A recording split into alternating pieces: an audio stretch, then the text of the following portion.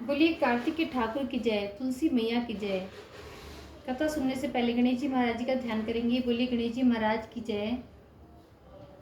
हाथ में फूल चावल लेते हुए गणेश जी की कथा का श्रवण करेंगे और कहानी सुनते समय हुंकारा जरूर भरिए, जिससे कि कथा का संपूर्ण फल आपको प्राप्त हो सके। बोलिए गणेश जी महाराज की जय। एक बार एक बुढ़िया थी। वह मिट्टी के गणेश जी की पूजा किया करती थी। रोज बनाती थी, रोज गल जाते थे। एक दिन बुढ़िया ने देखा कि एक सेठ का मकान बन रहा है। वह मिस्त्री के पास गई और बोली, भैया मेरा पत्थर का गणेश गढ़ दो। मिस्त्री बोला कि जब तक हम तेरा पत्थर का गणेश गढ़ेंगे जब तक पूरी दीवार नहीं चल लेंगे। बुढ़िया बोली कि राम करे तुम्हारी दीवार टेढ़ी हो जाए। ऐसा कह के बुढ़िया चली गई। शाम को सेठ आए तो उसने पूछा कि आज कुछ भी काम नहीं किया। तो मिस्त्री बोला कि एक बुढ़िया आई थी, कह रही थी मेरा पत्थर का गणेश गढ़ दो। हमने नहीं गढ़ा तो कह गई तुम्हारी दीवार टेढ़ी हो जाए। तब से दीवार टेढ़ी हो जाती है, ढानी पड़ती है। सेठ ने बुढ़िया को बुलवाया और कहा कि हम तुम्हारे सोने के गणेश जी गढ़वा देंगे, तुम हमारी दीवार सीधी करा दो। सेठ ने बुढ़िया को सोने के गणेश जी गढ़वा दिए। उसकी दीवार सीधी हो गई। जैसे सेठ के बिगड़े काम सीधे करे, ऐसे हम सबके करना। कहते सुनते हुंकारा भरने वालों के करना। बोलिए गणेश जी महाराज की जय। कार्तिक महात्म 26वां अध्याय। नारद जी कहते हैं, इस प्रकार विष्णु पार्षदों के वचन सुनकर धर्मदत्त को बड़ा आश्चर्य हुआ। वे उन्हें साष्टांग प्रणाम करके बोले कि प्राय सभी लोग भक्तों का कष्ट दूर करने वाले श्री विष्णु की यज्ञ, दान, व्रत, तीर्थ सेवन और तपस्याओं के द्वारा विधि पूर्वक आराधना करते हैं। उन समस्त साधनों में कौन सा ऐसा साधन है जो श्री विष्णु को प्रीतिकारक तथा उनके सामीप्य की प्राप्ति कराने वाला है? किस साधन का अनुष्ठान करने से उपर्युक्त सभी साधनों का अनुष्ठान स्वतः ही हो जाता है? दोनों पार्षदों ने कहा कि ब्राह्मण, तुमने बहुत उत्तम बात पूछी है। आप एकाग्रचित होकर सुनो कि हम इतिहास सहित प्राचीन वृत्तांत का वर्णन करते हैं। पहले कांचीपुरी में चोल नामक एक चक्रवर्ती राजा हो गए हैं। राजा चोल जब इस भूमंडल का शासन करते थे, उस समय कोई भी मनुष्य दरिद्र दुखी नहीं था। उन्होंने इतने यज्ञ किए थे कि जिनकी कोई गणना नहीं हो सकती। एक समय की बात है, राजा चोल अनंत शयन नामक तीर्थ में गए। वहां जगदीश्वर श्री विष्णु योग निद्रा का आश्रय लेकर सो रहे थे। वहां लक्ष्मी रमण भगवान श्री विष्णु के दिव्य विग्रह की राजा ने विधि पूर्वक पूजा की। मणि, मोती तथा स्वर्ण के बने हुए सुंदर फूलों से पूजन किया। उन्होंने भगवान को साष्टांग प्रणाम किया। प्रणाम करके वे जो ही बैठे, उसी समय उनकी दृष्टि भगवान के पास आते हुए एक ब्राह्मण पर पड़ी जो उन्हीं की कांची नगरी के निवासी थे। उनका नाम विष्णुदास था। वे भगवान की पूजा करने के लिए अपने हाथ में तुलसी दल और जल लिए हुए थे। निकट आने पर उन ब्रह्म ऋषि ने विष्णु सूक्त का पाठ करते हुए देव देव भगवान को स्नान कराया और तुलसी की मंजरी का तथा पत्तों से विधि पूर्वक पूजा की। राजा चोल ने जो पहले रत्नों से भगवान की पूजा की थी, वह सब तुलसी के पत्तों से ढक गई। यह देख राजा कुपित होकर बोले कि विष्णुदास, मैंने मणियों तथा स्वर्ण से भगवान की पूजा की थी, वह कितनी शोभा पा रही थी, किंतु तुमने तुलसी दल चढ़ाकर सब ढक दी। तुम अत्यंत सुंदर सजी सजाई पूजा की पत्तों से ढके जा रहे हो। तुम्हारे इस बर्ताव पर मुझे बड़ा आश्चर्य हो रहा है। विष्णुदास बोले कि राजन, आपको भक्ति का कुछ भी पता नहीं है। केवल राजलक्ष्मी के कारण आप घमंड कर रहे हैं। बताइए तो आज से पहले आपने कितने वैष्णव व्रतों का पालन किया है? राजा ने कहा कि ब्राह्मण, तुम तो दरिद्र हो, निर्धन हो। तुमने श्री विष्णु को संतुष्ट करने वाले यज्ञ को दान कभी नहीं किए तथा पहले कहीं कोई देवालय भी नहीं बनवाया है। ऐसी दशा में तुम्हें अपनी भक्ति का इतना घमंड है। अच्छा, तो आज यहाँ जितने भी श्रेष्ठ ब्राह्मण उपस्थित हैं, वे सभी कान खोलकर मेरी बात सुन ले। देखना है कि मैं पहले भगवान विष्णु का दर्शन पाता हूँ या यह है। इससे लोगों को स्वयं ही ज्ञात हो जाएगा कि हम दोनों में से किसकी भक्ति श्रेष्ठ है। दोनों पार्षद बोले कि ब्राह्मण यह कहकर राजा चोल अपने राजभवन को चले गए और उन्होंने महर्षि मुद्गल को आचार्य बनाकर वैष्णव यज्ञ का अनुष्ठान आरंभ किया, जिसमें बहुत से ऋषियों का समुदाय एकत्रित हुआ। बहुत सा अन्न खर्च किया गया और प्रचुर दक्षिणा बांटी गई। जैसे पूर्व काल में क्षेत्र के भीतर ब्रह्मा जी ने समृद्धिशाली यज्ञ का अनुष्ठान किया था, उसी प्रकार राजा चोल ने भी महान यज्ञ आरंभ किया। उधर विष्णुदास भी वहीं भगवान के मंदिर में ठहर गए और श्री विष्णु को संतुष्ट करने वाले शास्त्रोक्त नियमों का भली भांति पालन करते हुए सदा ही व्रत का अनुष्ठान करने लगे। माघ और कार्तिक के व्रत, तुलसी के बगीचे का भली भांति पालन, एकादशी का व्रत, द्वादशाक्षर मंत्र का जप तथा गीत, नृत्य आदि मांगलिक उत्सवों के साथ षोडशोपचार द्वारा प्रतिदिन श्री विष्णु की पूजा, यही उनकी जीवनचर्या थी। वे इन्हीं व्रतों का पालन करते थे। चलते, खाते और सोते समय भी उन्हें निरंतर श्री विष्णु का स्मरण बना रहता था। इस प्रकार राजा चोल और विष्णुदास दोनों ही भगवान विष्णु की आराधना करने लगे। 26वां अध्याय संपूर्ण। बोली कार्तिक के ठाकुर की जय, तुलसी मैया की जय। 27वां अध्याय। एक दिन की बात है, विष्णुदास ने नित्य कर्म करने के पश्चात भोजन तैयार किया, किंतु उसे किसी ने चुरा लिया। चुराने वाले पर किसी की दृष्टि नहीं पड़ी। विष्णुदास ने देखा कि भोजन गायब है, फिर भी उन्होंने दोबारा भोजन नहीं बनाया, क्योंकि ऐसा करने पर सायंकाल की पूजा के लिए अवकाश नहीं मिलता। अतः प्रतिदिन वे के नियम के भंग हो जाने का भय था। दूसरे दिन उसी समय पर भोजन बनाकर वे ज्यों ही भगवान विष्णु को भोग लगाने के लिए गए, त्यों ही कोई आकर फिर सारा भोजन हड़प ले गया। इस प्रकार लगातार 7 दिनों तक कोई आकर उनका भोजन हड़प ले जाता था। इससे विष्णुदास को बड़ा विस्मय हुआ कि वे मन ही मन इस प्रकार विचार करने लगे कि अहो, यह कौन प्रतिदिन आकर मेरी रसोई चुरा ले जाता है। कोई सा भी पाक बनाकर मैं तुरंत भोजन तो नहीं करूंगा, क्योंकि जब तक सारी सामग्री भगवान विष्णु को निवेदन न कर लूं, तब तक मैं भोजन नहीं करता। प्रतिदिन उपवास करने से मैं इस व्रत की समाप्ति तक जीवित कैसे रह सकूंगा। अच्छा, आज मैं रसोई का भली भांति रक्षण करूंगा। यह सोचकर भोजन बनाने के पश्चात वे वहीं छिपकर खड़े हो गए। उन्हें इतने देर में एक चंडाल आता दिखाई दिया, जो रसोई का अन्न हड़प ले जाने को तैयार खड़ा था। भूख के मारे उसका सारा शरीर दुर्बल हो रहा था। मुख पर दीनता छा रही थी। शरीर में हाड़ और चाम के सिवा कुछ भी नहीं था। उसे देखकर श्रेष्ठ ब्राह्मण विष्णुदास का हृदय करुणा से व्यथित हो उठा। उन्होंने भोजन लेकर जाते हुए चंडाल पर दृष्टि डाली और कहा कि भैया, जरा ठहरो ठहरो, क्यों रूखा सूखा खाती हो, यह घी तो ले लो। इस तरह बोलते हुए विप्रवर विष्णुदास को जाते हुए चंडाल बड़े जोर से भागा और भय से मूर्छित होकर गिर पड़ा। चंडाल को भयभीत और मूर्छित देखकर दुष्श्रेष्ठ विष्णुदास वेग से चलकर उसके पास पहुंचे और करुणावश उसे वस्त्र के किनारे से हवा करने लगे। तदनंतर जब वह उठकर खड़ा हुआ तो विष्णुदास ने देखा कि वह चांडाल नहीं, साक्षात भगवान नारायण ही शंख चक्र गदा और पद्म धारण किए हुए सामने विराजमान है। कटी में पीताम्बर, 4 भुजाएं, हृदय में श्रीवत्स का चिन्ह तथा मस्तक पर किरीट शोभा पा रहे हैं। अपने प्रभु को प्रत्यक्ष देखकर दुष्श्रेष्ठ विष्णुदास सात्विक भावों के वशीभूत हो गए। वे स्तुति और नमस्कार करने में असमर्थ न हो सके। उस समय वहां इंद्र आदि देवता भी आ पहुंचे। गंधर्व और अप्सराएं गान और नाच करने लगी। तब भगवान विष्णु ने भक्त विष्णुदास को छाती से लगा लिया और उन्हें अपने ही जैसा रूप देकर वैकुंठ धाम को ले चले। उस समय यज्ञ में दीक्षित हुए राजा चोल ने देखा विष्णुदास एक सुंदर विमान पर बैठकर भगवान विष्णु के समीप जा रहे हैं। विष्णुदास को वैकुंठ धाम में जाते देख राजा ने तुरंत ही अपने गुरु महर्षि मुद्गल को बुलाया और इस प्रकार कहना आरंभ किया कि राजा बोले, जिसके साथ लाख डांट होने के कारण मैंने यह यज्ञ दान आदि कर्म का अनुष्ठान किया है, वह ब्राह्मण आज भगवान विष्णु का रूप धारण करके मुझसे पहले ही वैकुंठ धाम में जा रहा है। मैंने इस वैष्णव याग में भली भांति दीक्षित होकर अग्नि में हवन किया और दान आदि के द्वारा ब्राह्मणों का मनोरथ पूर्ण किया, तथापि अभी तक भगवान मुझ पर प्रसन्न नहीं हुए और इस ब्राह्मण को केवल भक्ति के कारण ही श्रीहरि ने प्रत्यक्ष दर्शन दिया है। अतः जान पड़ता है कि भगवान विष्णु केवल दान और यज्ञों से प्रसन्न नहीं होते, उन प्रभु का दर्शन कराने में भक्ति ही प्रधान कारण है। दोनों पार्षद कहते हैं। यूं कहकर राजा ने अपने भांजे को राज्य सिंहासन पर अभिषिक्त कर दिया। भांजे को राज्य देने के पश्चात राजा यज्ञशाला में गए और यज्ञ कुंड के सामने खड़े होकर श्री विष्णु को संबोधित करते हुए कहने लगे कि हे भगवान विष्णु, आप मुझे मन, वाणी, शरीर और क्रिया द्वारा स्थिर भक्ति प्रदान कीजिए। इस प्रकार 3 बार बोलकर वे सबके देखते ही देखते अग्नि में कूद पड़े। उस समय मुद्गल मुनि ने क्रोध में जाकर अपनी शिखा उखाड़ डाली। तभी से आज तक उस गोत्र में उत्पन्न होने वाले समस्त मुद्गल ब्राह्मण बिना शिखा के ही रहते हैं। राजा ने जो ही अग्निकुंड में कूदे, उसी समय भक्तवत्सल भगवान विष्णु प्रकट हो गए और उन्होंने राजा को छाती से लगाकर एक श्रेष्ठ विमान पर बिठाया।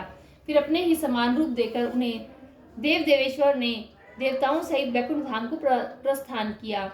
उक्त दोनों भक्तों में जो विष्णुदास थे, वे तो पुण्यशील नाम से प्रसिद्ध भगवान के पार्षद हुए, तथा जो राजा चोल थे, उनका नाम सुशील हुआ। हम वे ही दोनों हैं।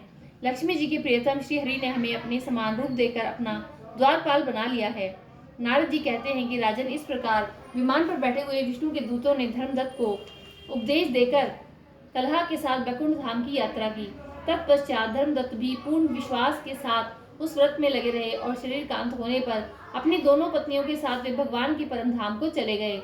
जो पुरुष इस प्राचीन इतिहास को सुनता और सुनाता है, वह जगत गुरु भगवान की कृपा से उनका सानिध्य प्राप्त कराने वाली उत्तम गति पाता है। कार्तिक महात्म 28वां अध्याय।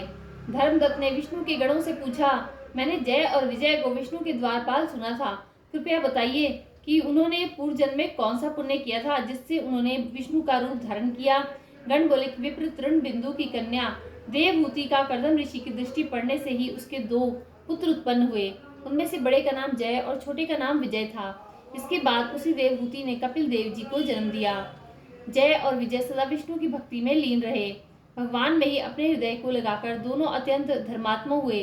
दोनों भाई सदा अष्टाक्षर मंत्र ओम नमो नारायणाय का जप करते हुए विष्णु भगवान का व्रत करते रहते थे। पूजा के समय वे विष्णु भगवान उन्हें साक्षात दर्शन देते थे। एक बार मरुत नामक राजा ने जय और विजय को यज्ञ में बुलाया। देवता और ऋषि इन दोनों का सम्मान करते थे। वे दोनों यज्ञ में गए। यज्ञ में जय को ब्रह्मा बनाया गया और विजय को आचार्य का स्थान दिया गया। दोनों ने मिलकर यज्ञ संपन्न किया। यज्ञ के अंत में स्नान करके मरुत ने उन दोनों को बहुत सा धन दिया। धन लेकर दोनों भाई अपने स्थान को चले आए। विष्णु के पूजन के और भगवान की प्रसन्नता के लिए उस धन को आधा आधा बांटने के बारे में दोनों में बहस हो गई। जय ने कहा कि यह धन बराबर आधा आधा बांटना चाहिए। विजय ने कहा कि नहीं, राजा ने जिसे जो धन दिया है वह उसका ही रहेगा। तब मन में दुखी और क्रोधित होकर जय ने विजय को श्राप दिया कि तू प्राप्त किए हुए धन को नहीं दे रहा है, अतः तू ग्राह हो जा। उसका श्राप सुनकर विजय ने भी जय को श्राप दे दिया कि मद में मतवाला होकर तूने मुझे श्राप दिया है, अतः तू हाथी हो जा। इसके बाद पूजन के समय जब भगवान उनके सम्मुख प्रकट हुए तो उन्हें सब बताकर श्राप से छुटकारा पाने का वर मांगा। कहा कि हम ग्राह और हाथी की योनि से कैसे जाएंगे। भगवान, आप हमें श्राप से छुटकारा दिलाने का उपाय बताइए। श्री भगवान बोले कि मेरे भक्तों के कहे हुए वाक्य कभी असत्य नहीं होते। मैं भी उनके वाक्यों को अन्यथा करने में असमर्थ हूँ। एक बार मैं प्रहलाद की खातिर खम्भ से प्रकट हुआ। अम्बरीश के कथन से 10 अवतार लेने पड़े। तुम दोनों ही स्वयं के लिए गए इन श्रापों के कारण मेरे पद को प्राप्त करोगे। ऐसा कहकर भगवान अंतर्ध्यान हो गए। श्रापों के अनुसार वे दोनों गंडकी नदी के किनारे पर ग्राह और हाथी के रूप में हो गए। उस योनि में भी उन्हें पूर्व स्मृति बनी रही और वे उस समय भी श्री विष्णु के व्रत करते रहे। एक बार कार्तिकी पूर्णिमा के दिन वह हाथी गंडकी में स्नान करने के लिए गया तो ग्राह ने श्राप का स्मरण कर उसे पकड़ लिया। ग्राह के द्वारा पकड़े जाने पर हाथी विष्णु को पुकारने लगा। तभी शंख चक्र और गदा को धारण किए हुए श्री विष्णु प्रकट हो गए।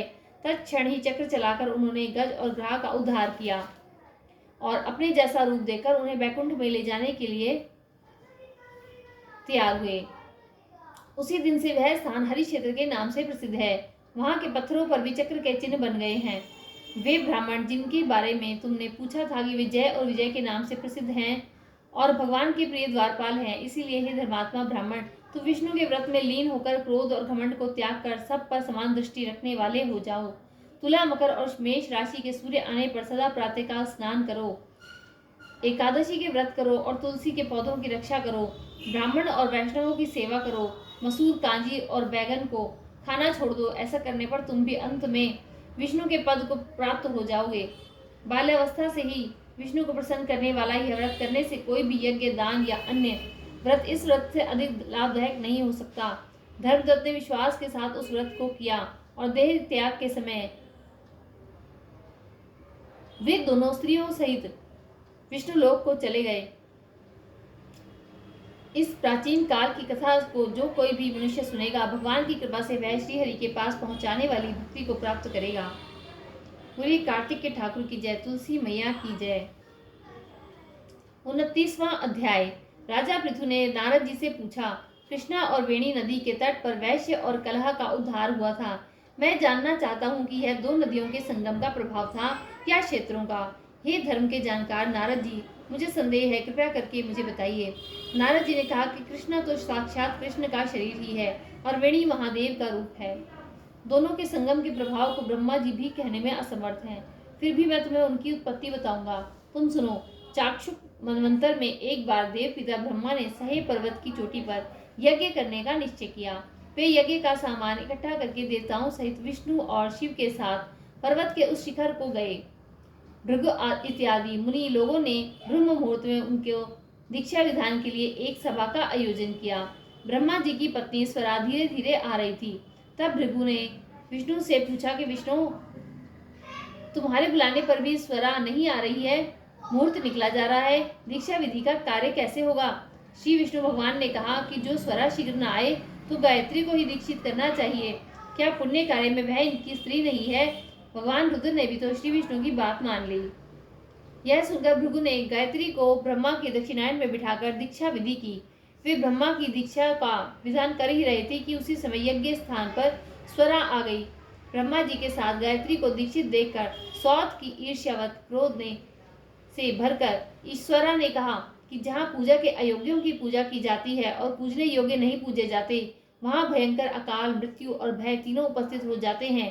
यह गायत्री दाहिनी और मेरी स्थान पर बैठी है, अतएव सदा अदृश्य बहने वाली गुप्त नदी होगी। इस आसन पर मुझसे छोटी को आप लोगों ने बैठाया है, अतः आप लोग भी जड़ रूप नदियां होंगे। उसके श्राप को सुनकर गायत्री के होंठ कांपने लगे। यद्यपि देवताओं ने उसे बहुत रोका, पर फिर भी स्वरा को श्राप देती हुई वह बोली कि ब्रह्मा जैसे तेरे पति हैं वैसे ही मेरे हैं। तूने व्यर्थ ही श्राप दिया है, इसलिए जा तू भी नदी हो जा। तब शिव एवं विष्णु आदि देवताओं ने हाहाकार करते हुए स्वरा देवी को दंडवत प्रणाम किया और प्रार्थना करने लगे कि हे देवी, तुमने हम सिर्फ देवताओं को श्राप दिया है कि जड़ीभूत होकर नदी हो जाएं, परंतु ऐसा होने पर ये तीनों लोग नष्ट हो जाएंगे। इस पर तुमने विचार नहीं किया, अतः ये श्राप वापस ले लो। स्वरा ने कहा कि यज्ञ के आरंभ में आप लोगों ने श्री गणेश जी का पूजन नहीं किया था, इसलिए मेरे क्रोध से यह विघ्न उत्पन्न हुआ है। मेरा वचन असत्य तो नहीं होगा, सो अंशों से जड़ीभूत होकर आप सब नदी होंगे। हम दोनों सौते भी अपने अंशों से पश्चिम की ओर बहने वाली नदी होंगी।